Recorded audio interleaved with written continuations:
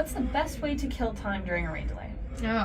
I unfortunately get on social media during most of those times, but yeah, Instagram, TikTok's like a dark hole for me that once I go down the TikTok hole, I'm like 3 hours in. But I also spend that time to kind of catch up with my crew, hang out at the racetrack, see what the drivers are doing, if there's anything entertaining happening, but most of the time it's Instagram and TikTok, unfortunately. Day race or night race? Depends on where and the weather, but I would say the intensity ramps up a little bit at a night race. So I'm going to pick Bristol night to be specific. Nice. Okay. What advice would you give women looking to get into motorsports media? Yeah, I definitely would say to open your own network and connections. The worst that people can tell you is no.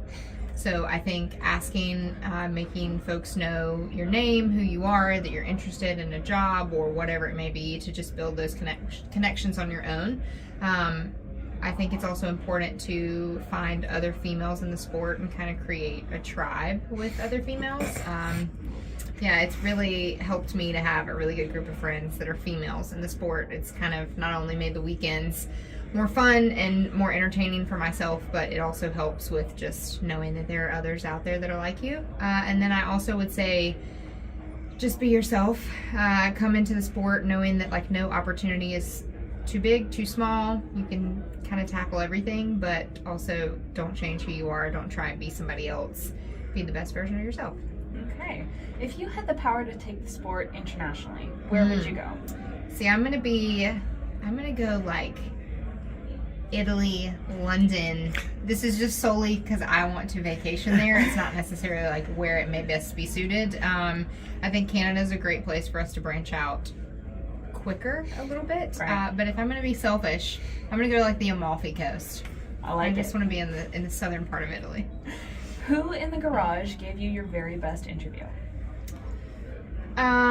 He's retired now. It was always Jimmy Johnson. Really? That's my driver. Yep. He was the kindest soul to me. Still is. He is such a nice guy, regardless of when I was brand new. And I remember, my career highlight was covering his retirement announcement, and I was so nervous. It was like one of the biggest interviews I'd ever done in my career. It's the greatest of all time. He's announcing his retirement, and I was shaking and so nervous. And he walked in, he was like, "Alex, thanks so much for being here." Gave me the biggest hug. It calmed me down. So he's always been the nicest. But I would say currently, the two best interviews, always, I can count on them to tell me whatever and be honest and open, is Kyle Busch and Joey Logano.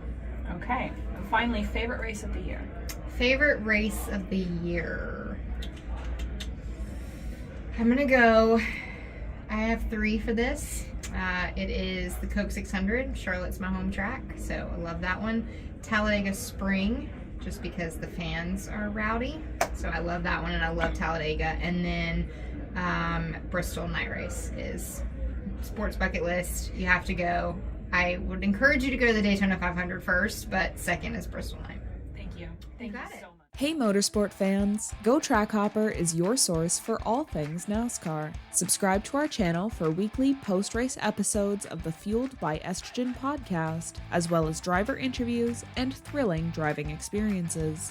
Visit our website for news and race coverage of the Cup Series, plus IndyCar and Formula One.